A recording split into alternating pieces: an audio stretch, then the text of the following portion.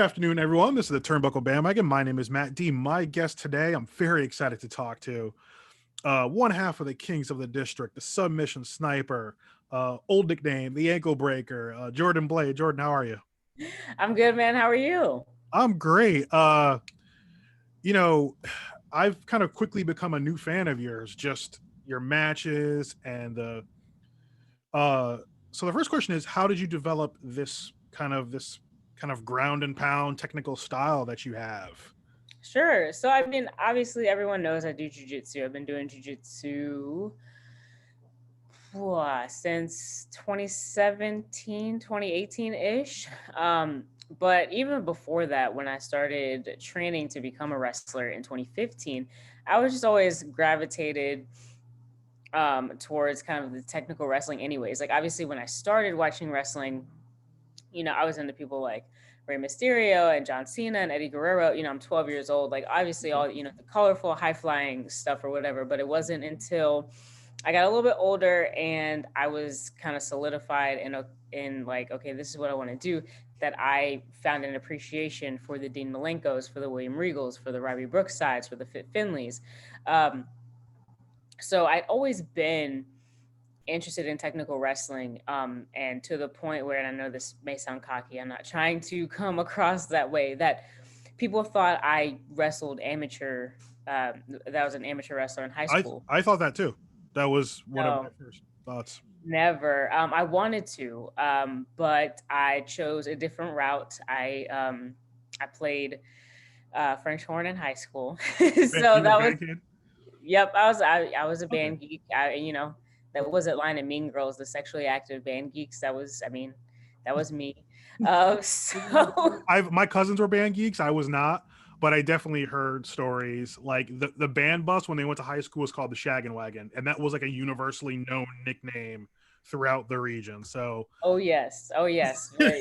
Going to marching band competitions, like the back of the bus, kind of, back in the cut. rumbling or whatever, and then you hear about people, shagging in the band closet. It was not me, but you hear people doing that. So that's the route. Those stereotypes come from somewhere, people. Like, Exactly, stereotypes exist for a reason, right? Um, but that was the route that I took. And I if I could go back, obviously that's one thing I wish I would have done, was to do amateur wrestling in high school. Because I do feel like, for example, you have people like legit Layla Hirsch, who is an amazing professional wrestler, and I have immense respect for her, who did do amateur wrestling, and you can tell that in her matches, right? Um, but I knew that I wanted to bring, again, this isn't meant to shit on anyone, but I wanted to bring an air of legitimacy, to at least what I do in the ring. Um, so I started jujitsu as I was training to become a wrestler. So when I first started, I'm a white belt. I'm no stripe white belt, one stripe, whatever. And I didn't really know technique that well. Well, when I kind of got more experience in jujitsu, that's when I started to incorporate more jujitsu into my character. Because again, like I said, I'd always been gravitated towards technical wrestling. Well, now, okay, we can do the technical wrestling, but let's throw some jujitsu in there as well. is it? And I don't know if and this is an interesting because I've always, for the record, my all-time favorite wrestler is Kurt Angle. To me, is number one for me. As and I'm Good a bit choice. older. Yeah, I think he's, and I've seen him, like he's done independent matches up here in Connecticut, before I went back to WWE, and I've seen a lot. Just, but like I grew up on guys like Eddie Guerrero when, because I'm a bit older than you, when he on WCW, the cruiserweight division, like seeing the Dean Malenkos and Eddie Guerreros and Rey Mysterio, like that match. I think it was one of Ray's first matches in WCW between Dean Malenko and Dean Malenko and Mysterio. From the technical aspect, when you're going like, kind of, can you take people and can you kind of take me inside, like when you like grab a limb or grab something, like what's the, is it just like a mental thing, like you grab it and you just kind of go in and start manipulating and do what you're doing? So at least a I hope lot that of, question made sense. no, I get it. So at least a lot of my stuff in wrestling is, and jujitsu, because I get my ass beat in jujitsu all the time. I mean, I'm a four stripe white belt, right? But it's a lot of defense based, meaning I'm not going to force anything. But I'm gonna go with, what you give me. So if I want your ankle, maybe eventually I'll get there. But if you give me an arm, then that's what I'm gonna take for the time being. So I'm not gonna. There's no reason to force anything. And you see a lot of black belts in jujitsu. I'm not saying that they're not putting in 100% effort, but if they're rolling with a white belt or a lower belt, white or blue or something, obviously we kind of have our limited amount of things that we can do, and they have a myriad of things we could do. I'm sorry, my dog just yawned. I don't know if you heard that, but Hi, puppy. are you bored? Like, I'm sorry. um, so they kind of what they do is kind of they know what they want to do, but they're going to um, cater what they're going to do to what you do, and they're going to bait you in to do what they want you to do, if that makes sense. So they're Yeah. really not even putting in that much effort. So, I'll roll with my professor, and I'm trying to go balls to the wall. I'm trying to pass his guard. I'm trying to do something, or I'm trying to get out of something. And he's just like, yeah, so I cooked dinner last night and blah, blah, blah. And I'm like, you're having a conversation with, like, are you kidding? Like, Like I'm you got my shoulder behind my neck, and you're talking about dinner. But what exactly. ah.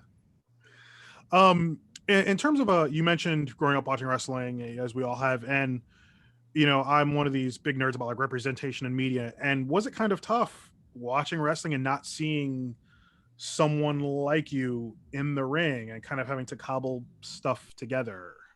Sure, yeah. And not seeing someone like me in a plethora of ways. So not seeing someone like me as kind of like this more masculine presenting woman, not seeing someone like me who um, as I grew up, was into more technical wrestling.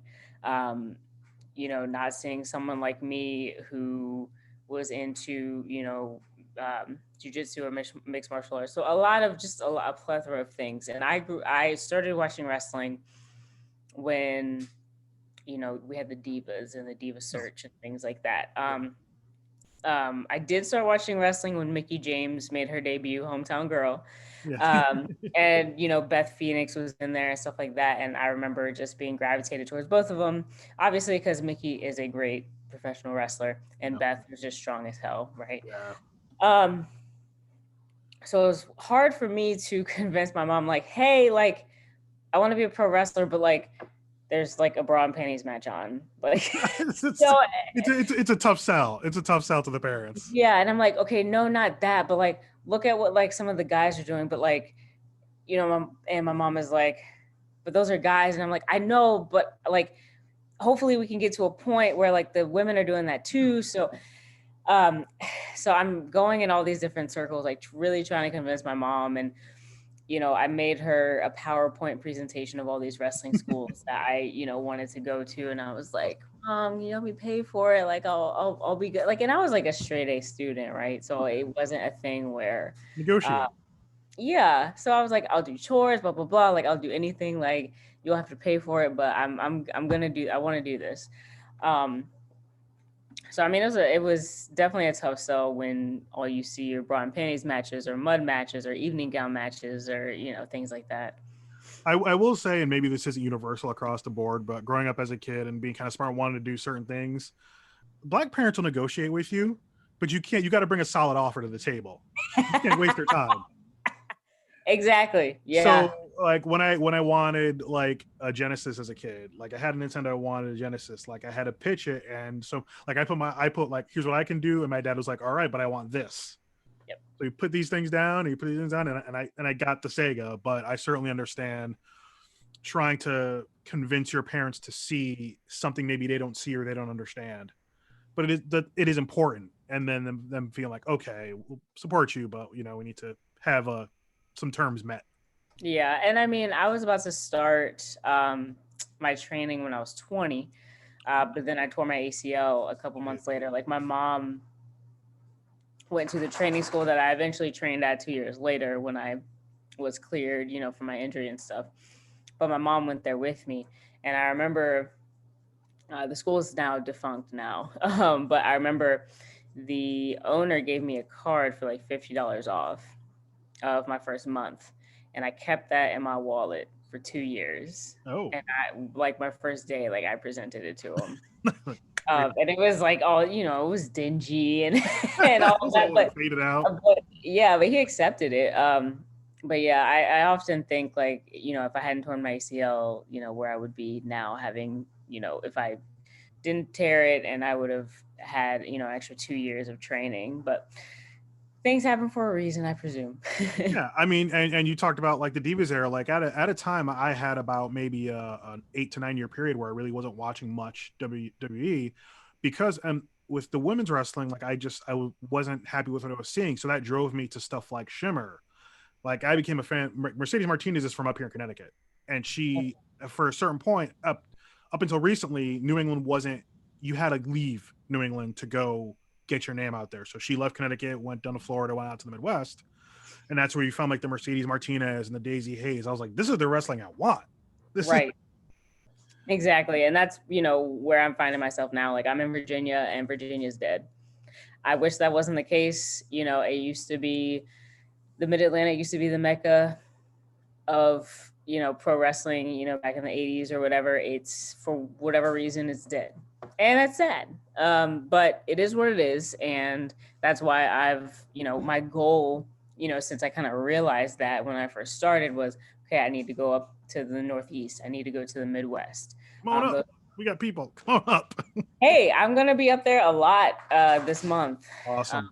Yeah. So, I mean, we got Pro Wrestling Magic next weekend. I'll be in New Jersey for the doubleheader taping, Fatal 4-Way Women's Championship, myself, Lady Frost, Riley Shepard, and Erica Lee. Oh, okay. Yep. Then I'll be up there again. I'll be in Brooklyn, and then I'll be in Pennsylvania for Synergy, and then I'll be in Indiana for Paradigm for the UWFI Rules series with Max. Max, yeah, that is a. My cat is scratching my. That's Give me a sec. Whoa. My cat's over here sleeping. That's This is the second podcast I've done today. We did the speaking out, out in the ring. Awesome. I was on that a couple hours ago, and I'm sitting on the couch, and so I have 3 cats and a dog, right? Okay. You heard Bandit, my dog, earlier, I'm sure. Ducky has her butt in the camera, just walking all over me and meowing. She's the needy one of the group. And then we have Loon. Her real name is Luna, but I call her Loon because she's a lunatic or loony or whatever. Energy. I have a box that I need to take out to recycling. She hops. This is like the last 2 minutes of the stream. She hops in the box and is just like scratching the box. And I'm like, can I have some peace? And like my other cat, Juliet, who's a black cat, she's just peacefully sleeping upstairs. So, I mean, I'm just waiting for her to, I'm sure, make an appearance of some sort because she's sitting right here. So just to make it the not the trifecta, but the quadruple fecta of all my animals making an appearance today, I guess. I've got my housemate has 2 cats, but we've lived in the house for a few years, and one of them's a sleepy one of them's kind of a needy one. There's a kitten that lives upstairs. One of our other housemates just got, but he lives upstairs right now. He's not ready to be socialized.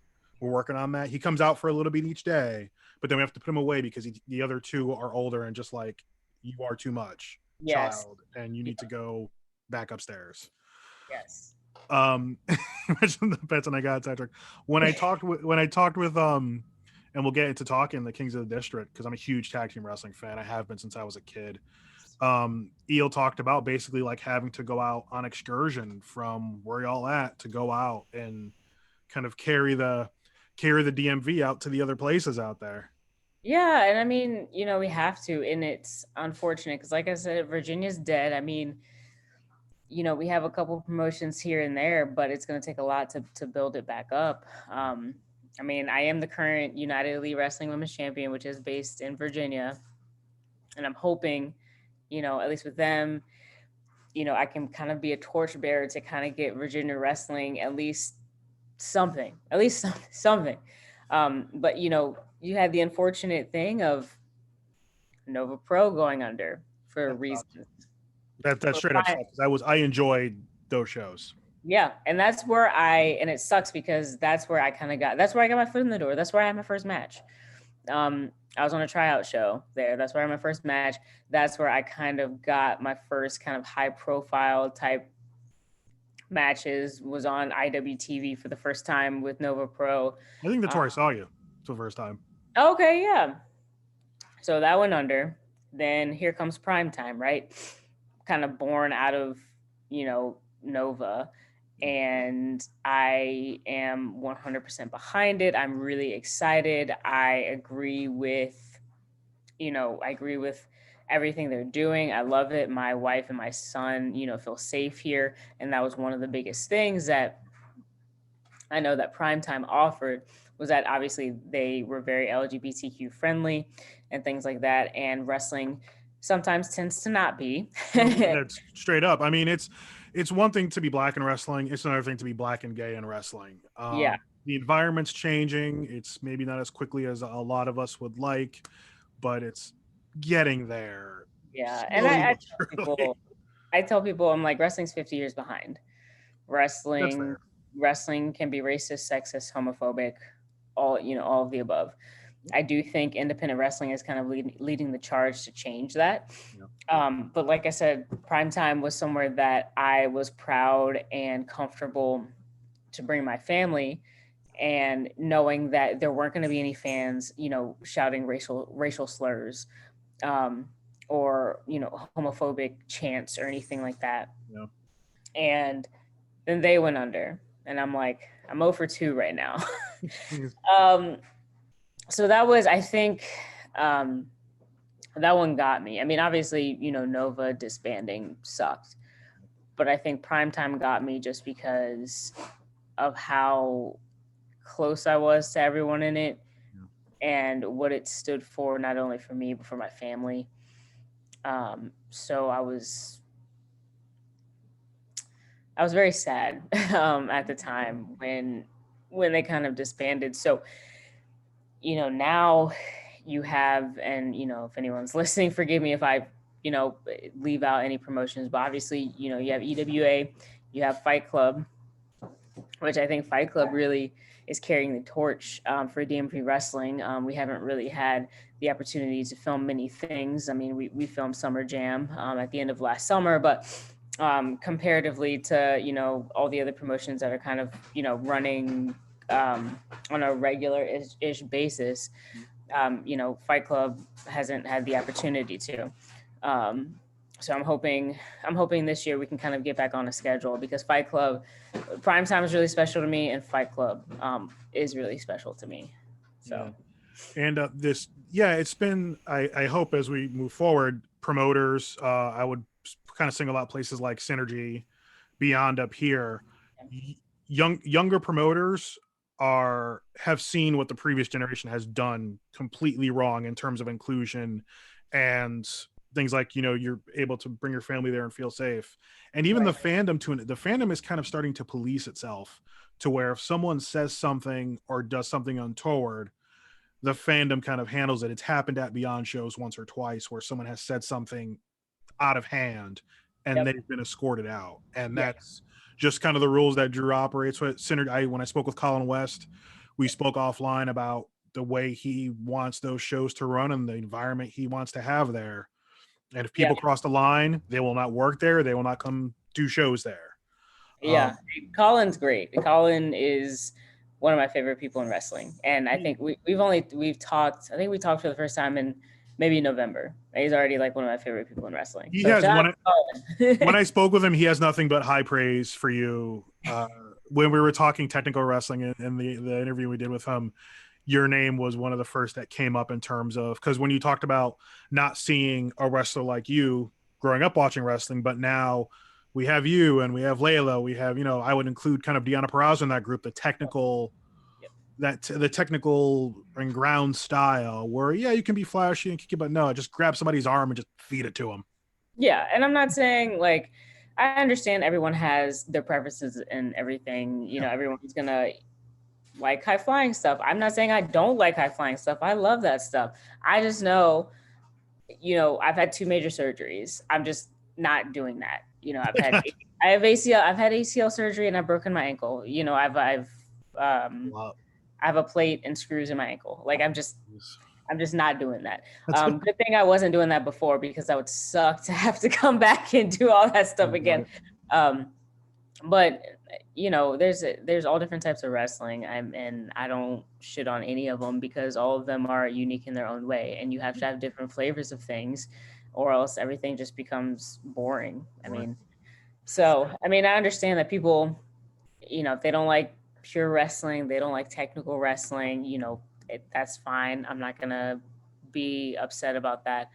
I do think, or at least I've seen on Twitter, like recently, I guess over the past couple of months, like people like, not so much making fun of, but maybe like shitting a little bit on pure wrestlers or technical wrestlers or whatever, that we think that they're like, we're better than them.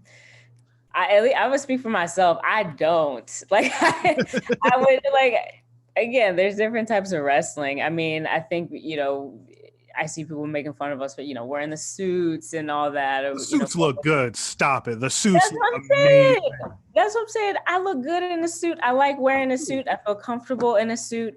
That's just me. Have I taken that from Gresham and all the other pure wrestlers I've seen over the past couple of years? Yes, I have. But I've also, taken on the mindset of just for the job you want, not the job you have.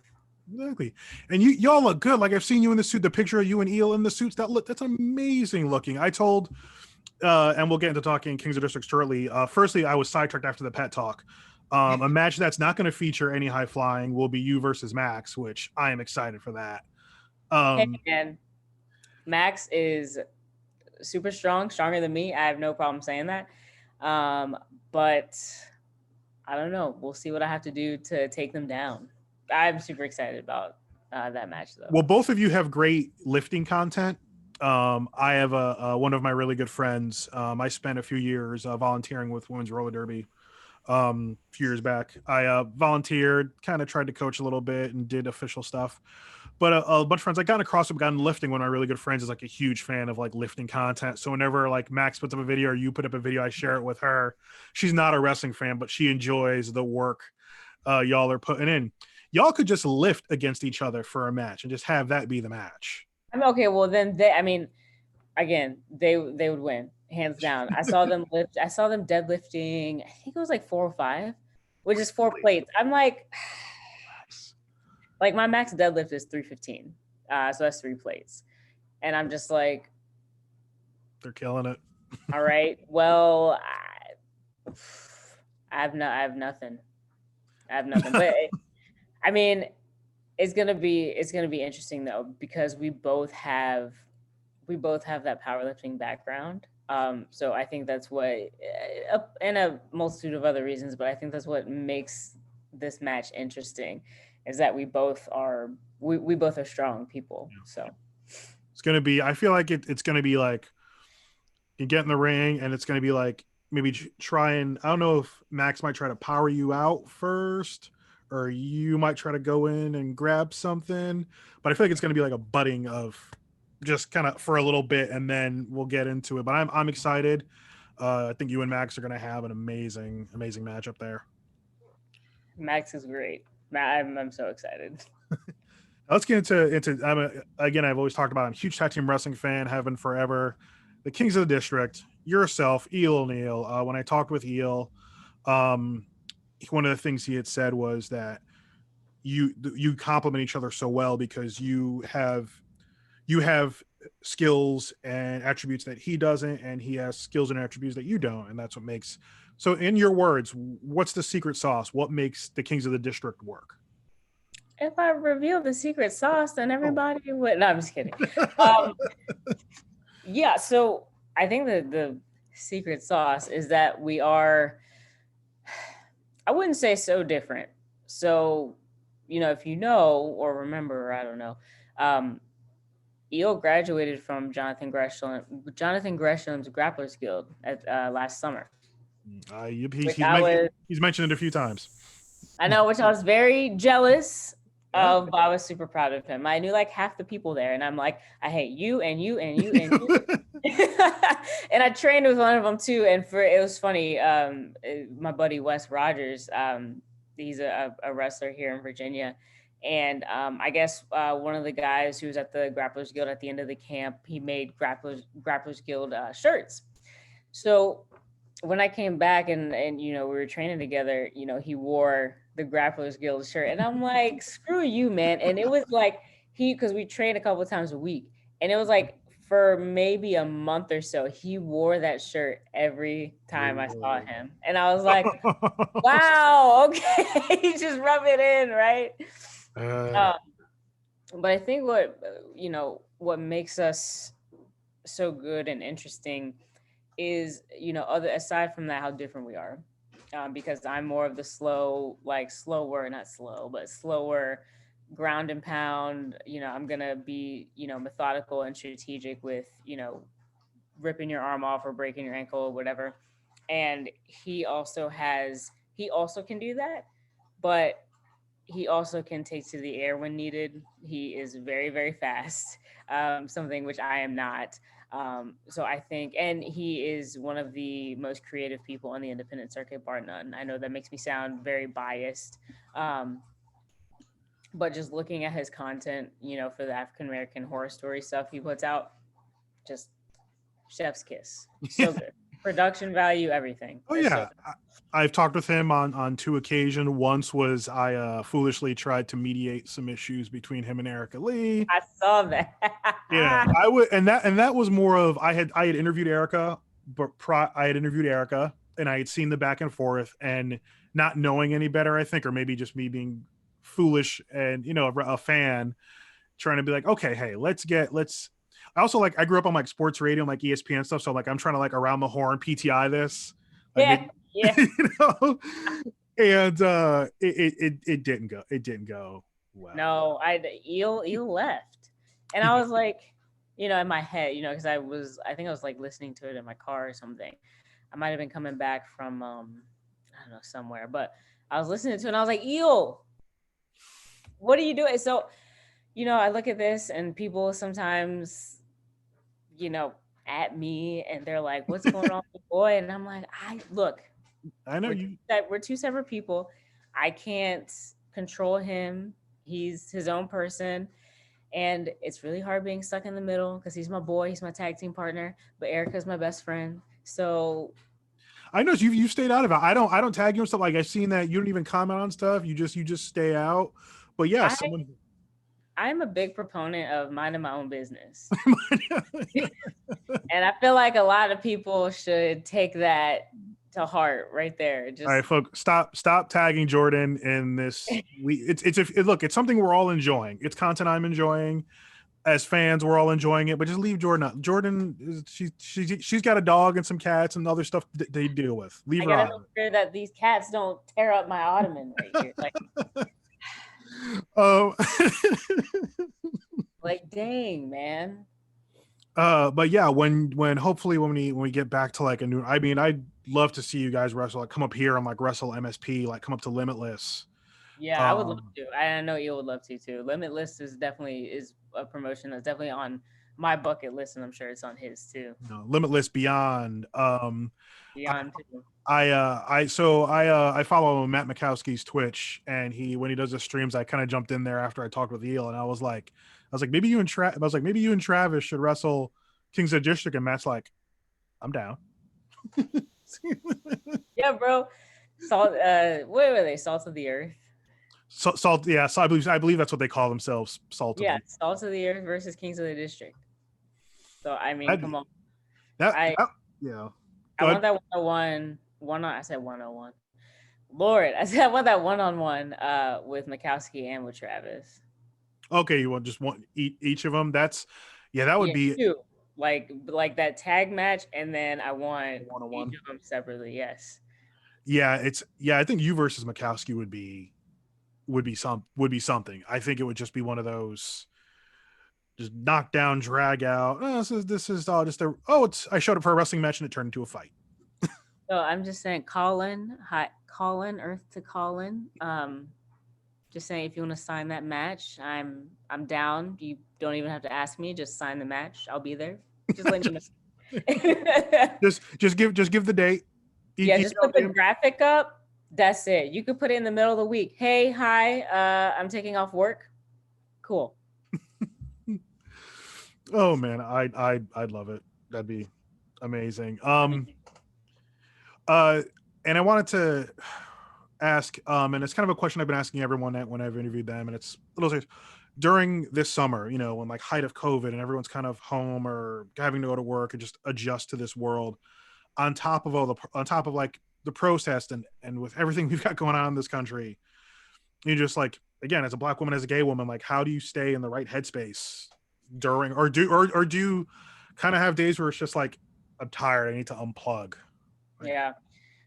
So again, hashtag minding my business 2021.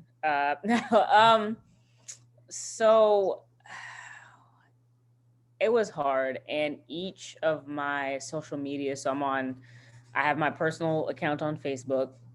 For any fans, please do not add me on Facebook. That's my personal account. not cool. But I have my Twitter and Instagram obviously up for public. But my Instagram and Twitter were largely, maybe more so Twitter, largely everyone just kind of like on the same page, and that's the beauty, but also the detriment of social media is that you can create your own echo chamber of people that agree with you if you want to. Um, um, so you kind of don't get the full picture of people's opinions and what's going on. And that's kind of how my Twitter is. Now with my Facebook, obviously, I keep in touch with friends from high school and various other grades, family, and my jiu-jitsu teammates and things like that. My Facebook, and I don't post, like, that's just me. Like, I don't post controversial shit, but maybe like 2 to 3 times a year. And it's usually like something along the lines of like Black Lives Matter or which is LGBT, like, which which is is not controversial, but like, controversial. yeah, or like LGBTQ people deserve rights or something like that, where someone always has to jump in or whatever. And I mean, and have I unfollowed people? Have I unfriended people, for that or whatever? Yeah. But yeah, I mean, there was a time this summer where, and this is on me, like, I mean, on Facebook going back and forth, and I shouldn't have.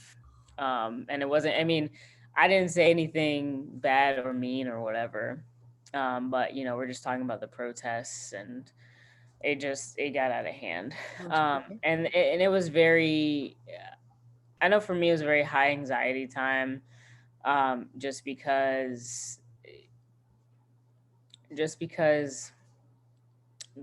jiu-jitsu and mixed martial arts can be very right leaning. Yeah. So, and that's not to say that the gym I go to was disrespectful at all. Everyone is super respectful. That's just my own personal feelings. Again, everyone, I mean, when we go there, or when I go to the gym or whatever, we're there to train. Yeah. So politics and things like that don't even come up like that. But I'm just saying, for overall, the overarching, various MMA fighters or people who train jiu-jitsu that I follow maybe on Instagram or something, to kind of see their reactions and responses to some of that was a little disheartening. I mean, and some wrestlers too, but mainly kind of like in the jiu-jitsu realm. So it was a little, like I said, it was very high anxiety for me because just because of training in jiu-jitsu. Again, everyone, I want to reiterate this, everyone in my gym is very respectful. Everyone in my gym is super nice and supportive and would give me the shirt off their back and vice versa. And like, we're a team, we're a family, we're a pack. And like, if someone outside messed with us, like, all of us would have each other's back. So I want to reiterate that about my gym specifically. Um, so yeah, it was just a very high anxiety time for me.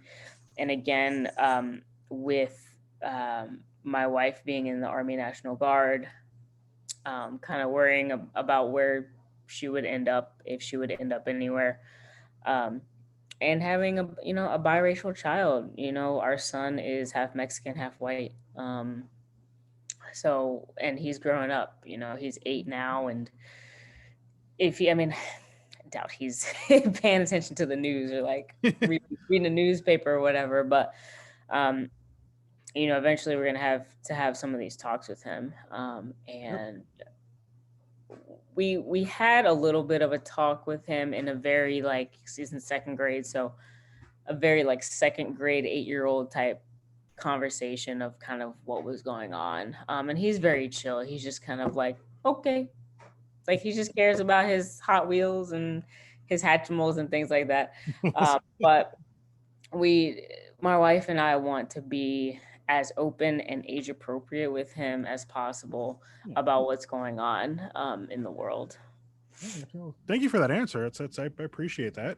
Yeah, Now of on the course. fun stuff, we're lighting the mood. What's in the Netflix Hulu queue? Like what's keeping you Oh my entertained? goodness gracious. I need to finish the third season of Chilling Adventures with Sabrina so I can watch the fourth season and possibly be disappointed because I've read the reviews. Other than that, I feel bad because like I don't really watch anything other than wrestling. And that's not me being like, Well, I'm obsessed. I need to watch wrestling all the time. Like, no, like I go to work, I pick up my son, we go to jujitsu, like we work out, we come home, it's his bedtime, he has to eat. And by that time, either like Raw is on or maybe okay. SmackDown or NXT or AEW or whatever is on.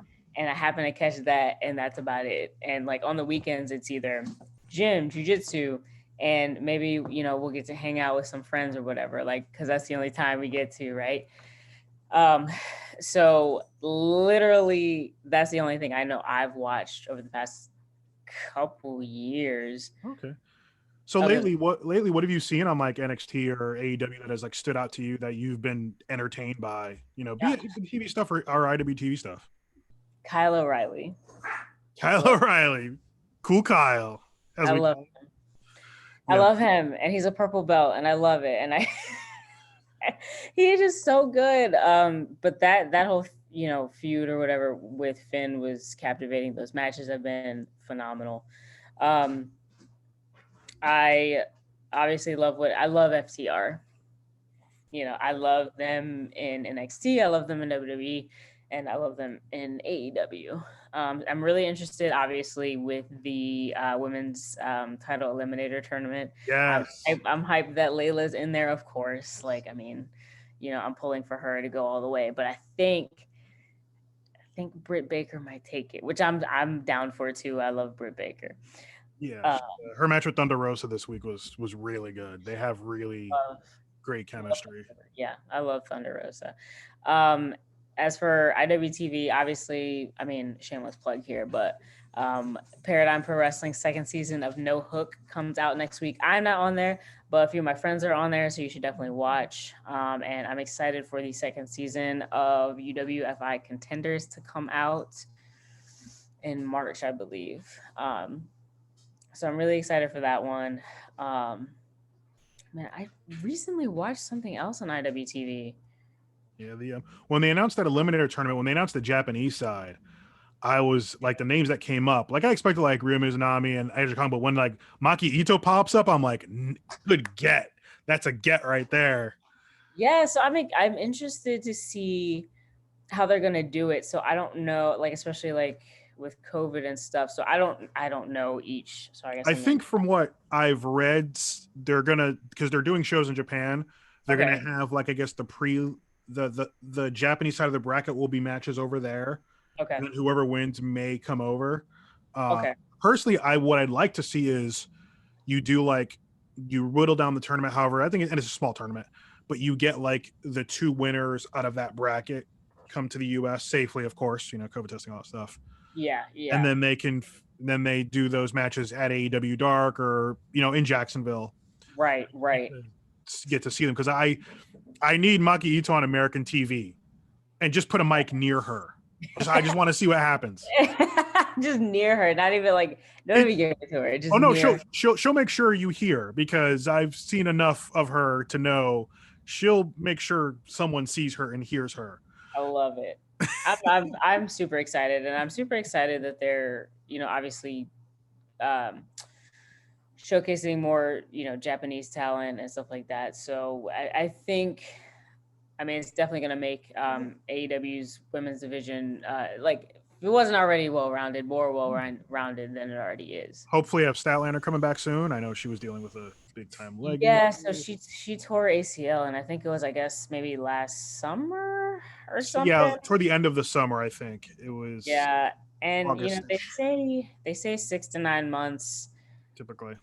I mean, it took me 2 years, but only because I was dealing with like patellar tendonitis issues afterwards. Like the ACL was perfectly fine, but I just was stupid and I did stuff before I was ready and prolonged the recovery period. So that was my only thing. But I mean, athletes, man, y'all. I dealt with that when I was like involved in roller derby, like, because girls would get hurt and they're like, oh, they said I can come back this, but I'm gonna get my doctor to clear me. I'm like, no, sit down. Yep.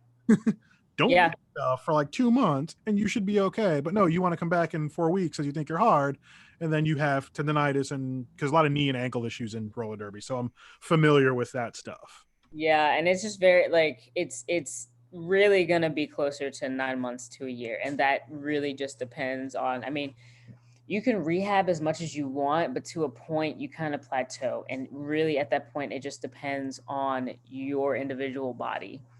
Unfortunately. And would I have loved to like have been off work and stuff and rehab like twice a day? I'm sure. Yeah. But I only rehab like 3 times a week, and obviously did stuff at home and was like not as educated then about like the human body and stuff. So, if I could go back and tell, my younger self when I tore my ACL something, it would be like, watch your nutrition and let's put in this work when you're not in rehab or whatever, and don't do stupid stuff. Stupid stuff. That's great. Also, while we were talking about tag team and win stuff, I'd like to see you and Eel wrestle Bird and the Beast, Solo and Willow. Oh yeah, I mean, we wrestled them and the triple threat tag at Butch versus Gore last year with Ariella and Logan. But I'm a big proponent for just straight up tag matches or straight up singles matches. That's just my preference. But yeah, I would definitely love to run it back again, with Willow and Solo. And I feel like Willow, especially right now, I think she's firing on all cylinders right now. She's really, kind of coming into her own. It's really cool to watch.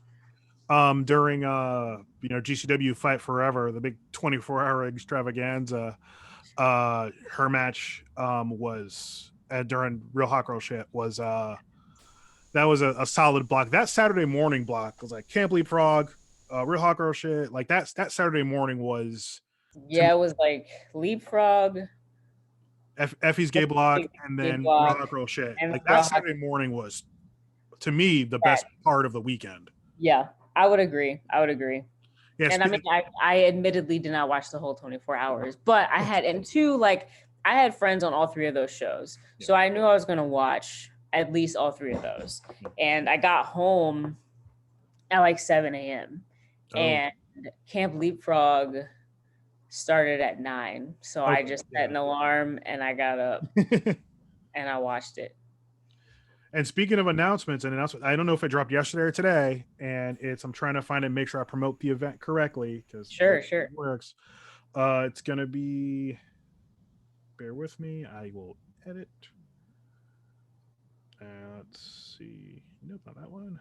There we go. Butch versus Gore, the Cassandra Cup, when that announcement came down, I was like, awesome. Great stuff. Seeing Cassandra, like the collective weekend, like firstly, Effie's Big Gay Block was just amazing wrestling. Yeah. Anyone who watches this, and I've mentioned it in 2 of my other interviews, I don't care.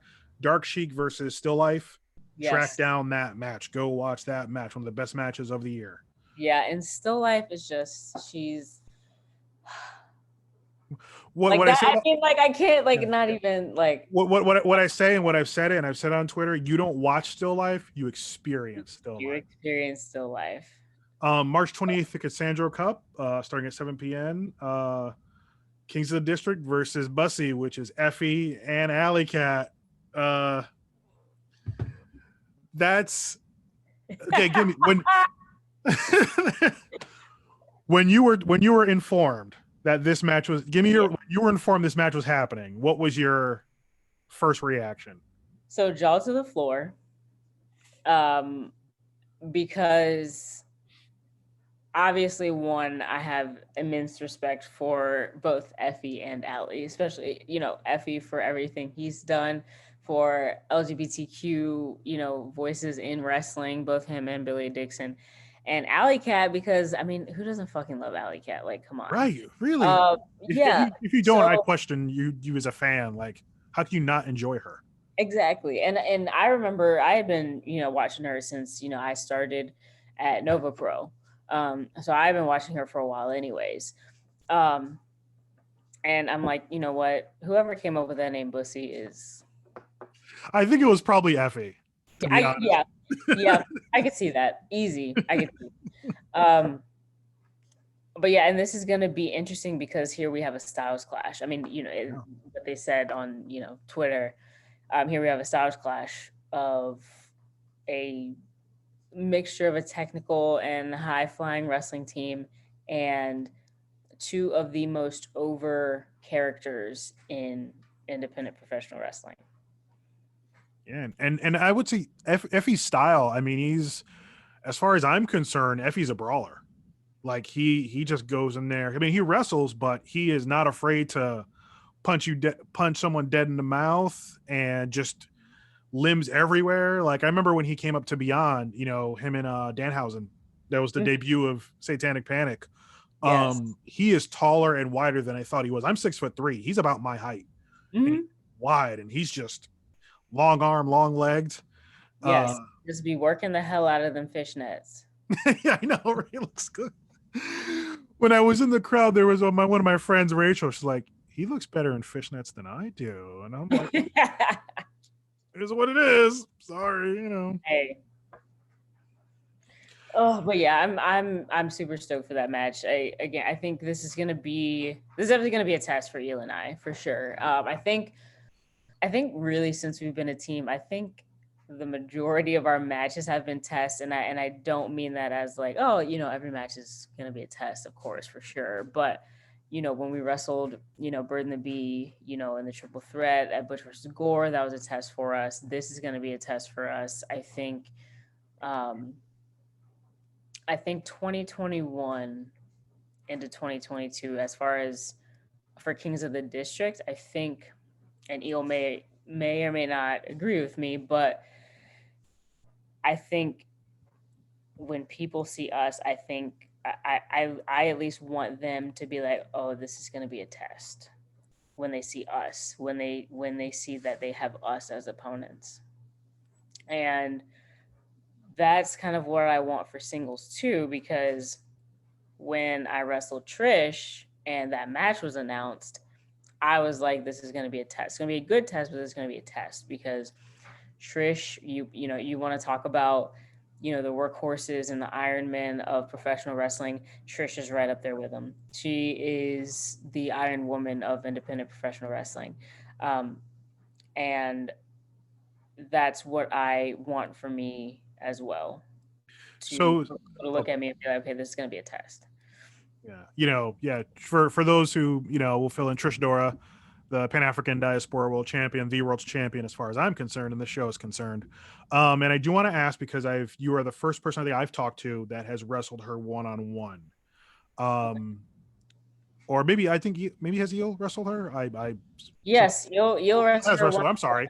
So yeah. So you have wrestled. You both wrestled her. Tell the people how dangerous Lariat Tubman is. Did y'all not see the end of the Synergy match not last month? We're in February. In December, like, yeah, one of the deadliest Lariat's moves, in professional wrestling in general. Yeah, it's whew, that thing is, and you see it and you hear it. It's just like, yeah, you do.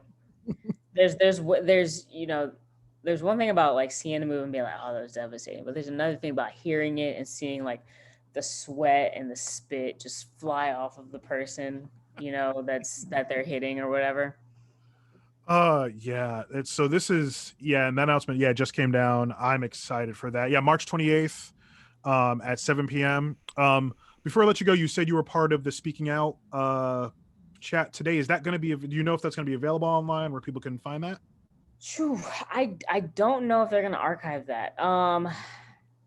I really should know. I'm terrible, right? That's fine. Um, I thought it was a great thing. I didn't get to it because I was doing stuff around the house, but I think it's we need to keep having that conversation. Absolutely, and I don't want, and I know a lot of people feel this way, but I don't want, what happened last summer. I don't want it to die just because time has elapsed. I Exactly. want everyone to keep to their comfort level, right? Speaking out and speaking up and speaking up against these abusers and people who should not be in wrestling. And I understand that it happens in the entertainment industry, across the board, but that doesn't mean we have to stand for it. You know what I'm saying? The abusers and the people who enable them, the people that Correct. keep booking them, and that sort of thing. It's both. It's a multi-headed monster. And I was Yeah. just thinking while we were talking about grinding and synergy, I would like to see you versus Charles Mason. I don't So know what I don't know you why want that me to popped into my die? head. What's that? You want me to die? You want me to No, die? no, no, no, no, not at all. Not at all. Not at all. It's just I feel like based on what I've seen now, and when I spoke with Colin, I said I had seen Charles Mason like year and a half ago at a show where he wasn't what he was now. He was just kind of trying to figure it out. Yeah. Now he's kind of locked in. I don't want you to die, but I think it would be a great. I just think it would be a great matchup because he's got his whole thing about what just being a dick, and Colin called him that on this show. Charles Mason's a dick. He needs someone to put him in his place, and I think if anyone's going to put him in his place, I think that can be one Jordan Blade. Yes, I do too. And I saw his video. That's why I said you want me to die. Because I saw his video. I Yeah, think it so was did I. day or maybe the day before it. And I was like, bro, what? Bro, look, that I'm gonna clip, bro. I'm clipping that for my reaction to Charles Mason, bro. What? Just like And it was someone. great. Like it was a great Oh, production. And I was blown away by the production. yeah. But I had the reality of what happened in the video kind of set in, and I was like,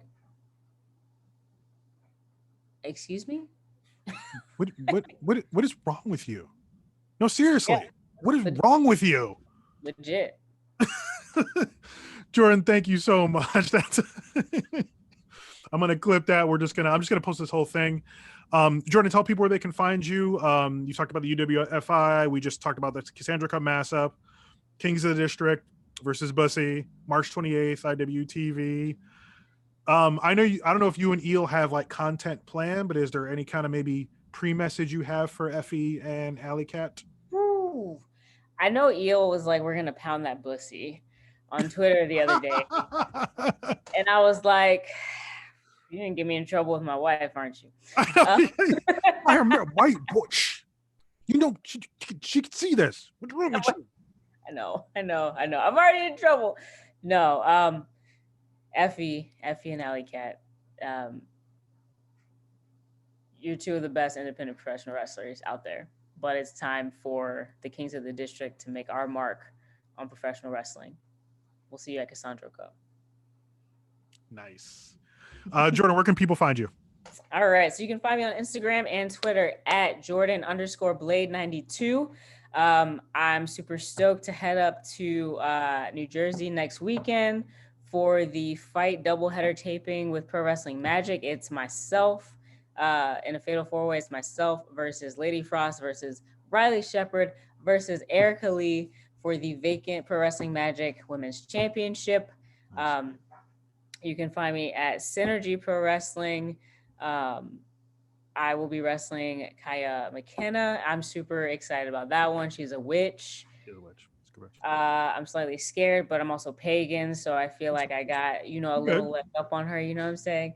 So I'm excited about that. We're going to be taping that. More details to come when that's going to drop. I don't know off the top of my head. And I'm super stoked to start taping the next series of Paradigm Pro Wrestling UWFI Contender Series. First matchup, myself versus Max the Impaler. And those episodes will drop in March on IWTV. So keep an eye out for those. Keep your eyes locked on IWTV and Fight TV. We've got a lot of content coming in March, folks. You know, as we move into a new normal, we have a lot of content coming.